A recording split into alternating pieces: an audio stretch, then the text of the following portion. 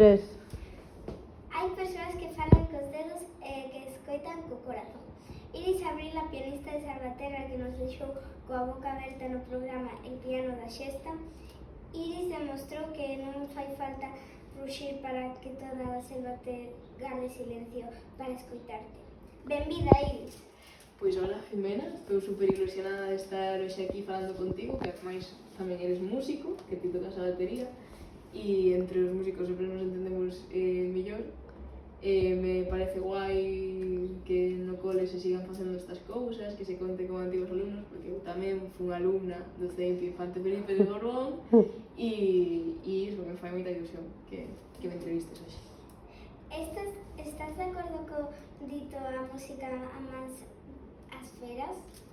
Pois estou bastante de acordo e teño unha anécdota tamén con iso que miña nai sempre me dicía cando miña irmá e eu éramos máis pequenas que Iris, toca algo aí no piano a Loia que se tranquilice un pouco, porque a miña irmá sí que é certo que bastante nerviosa e sigue sendo, sempre foi un pouco máis rabicha que a mí, o sea, eu teño moitísimo cariño, non a quero chamar fera nin nada, pero sí que teño ese recordo, ¿no? Que parece que hai como no imaginario colectivo que a música ten ese poder domador, ¿no? Como de persuasión, de facer que os públicos, o sea, acaparar a atención dos públicos, ¿no? E é guai, o vexo super poderoso e sí, estou de acordo, a verdad, con esa frase.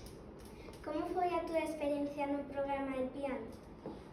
Pois teño moi bo recordo do programa da Sexta, pero principalmente polas persoas que ali coñecín, ¿no? E porque de repente nos xuntaron nunha mesma sala a xente moi diferente, de distintos sitios, que non tiñamos nada que ver entre nós, solo que tocábamos todos o piano, ¿no? E é guai porque ese punto como de reunión, sempre se trae cousas moi positivas, ¿no? Como que a min me nutriu a nivel vital ter a experiencia de, ademais, tamén compartila coa miña familia, coñecer a dous referentes musicais para min como son Pablo López e Mica, que ademais Mica, que é un artista internacional, como que daba así certo respeto, ¿no?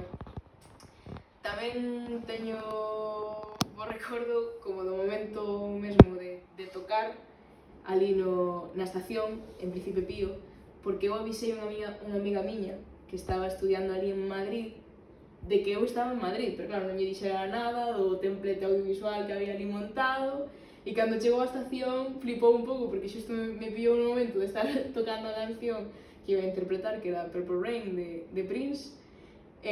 Claro, botou a chorar ali en televisión e é a chica que sale chorando no vídeo que despois andivo por redes que os resubiu con Cíos á Terra, entón a xente me preguntaba quen é esta chica que está chorando tanto, tal? Pois era a miña amiga, que ademais tamén a batería, coa que teño un grupo e é un bo recordo que manteño como esa experiencia.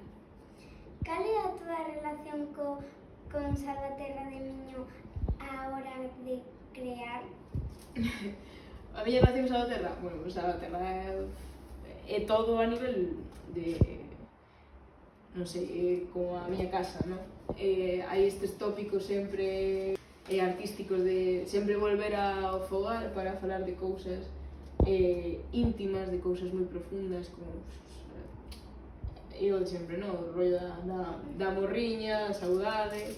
Me pasa agora máis porque estou estudiando fora, si que é certo que me gusta moito Santiago, que é un sitio moi creativo, moi cultural, pero sempre volvo a Salvaterra, non? Para o rollo da raíz, sou unha persona bastante familiar, me gusta ter a xente que quero cerca, e eu son moi patriota de Salvaterra, a verdad. Son super nacionalista de Salvaterra e por alá por onde vou sempre falo de Salvaterra, falo da Lamprea, falo de todo o que ten que ver con Salvaterra, o reivindico e o valoro moitísimo e me parece como un lugar como un espazo tamén de creación, porque aquí hai moita xente moi talentosa en Salvaterra e que creo que precisan un altofalante tamén, xente facendo teatro, xente facendo moda, xente facendo música, como fago eu. Non sei, creo que sempre foi un concello de moitos artistas e mola moito despois reencontrarte con esa xente anos despois, dicir, guau, tal, Salvaterra saliron todas estas cousas, non? É guai, creo. Din que encanta os marces, espanta que toca o piano, espanta os monos que temos na cabeza. Que quen toca o piano espanta os monos que ten na cabeza. É guai esa expresión, creo. Porque sí que é certo que toda persoa que toca un instrumento ou que empeza a tocar un instrumento xa deixa como un pouco de lado o rollo técnico de teño que facer como que unha vida superproductiva, non? Como, teño que sacar esta canción para hoxe e te pos a maquinar, non sei que.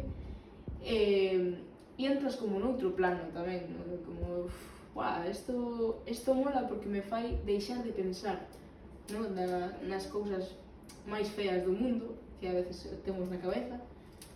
E sí, a música tamén ten ese poder como de disociarnos do que nos preocupa a diario, e creo que tamén é algo que mola moito e é unha das razóns pola que as persoas se meten a tocar un instrumento ou non abandonan nunca ese instrumento, sabes? Gañaches un premio recentemente de poesía. Alguén que respira faz máis cousas aparte da música? Pois sí, é certo que o último premio que me deron de poesía foi un premio moi chulo do Concello de Santiago, promovido polo Concello de Santiago, que me animei a participar, a verdad, porque cando salen estas cousas sempre está guai que participes, aínda que despois non se toque nada, bueno, pues tes ese proceso creativo de escribir e tal. Creo que eu conectei coa poesía relativamente tarde, sempre escribín desde pequena, pero nunca me dera por presentarme a ningún concurso. E unha vez me presentei e gañei, e dixen, bueno, pues está ben, porque gañas uns cartos e ademais como que te recreas a nivel personal de, bueno, estou escribindo, e estou escribindo o que sinto, ou o que me parece injusto, que por iso se fai poesía tamén. Estou moi agradecido tamén coa miña profe de galego do instituto, que me animou a participar nos concursos e tal. E sí que é certo que é unha faceta que teño super ligada á parte musical, porque creo que entre as artes todas dialogan, non? Entre sí, que non se entende a música sen a poesía, porque a música tamén é poesía, que a poesía non se entende tampouco sin a pintura, e a pintura tampouco se entende sin o cine. Todas as artes forman como un compendio, non? De unha conversa entre elas.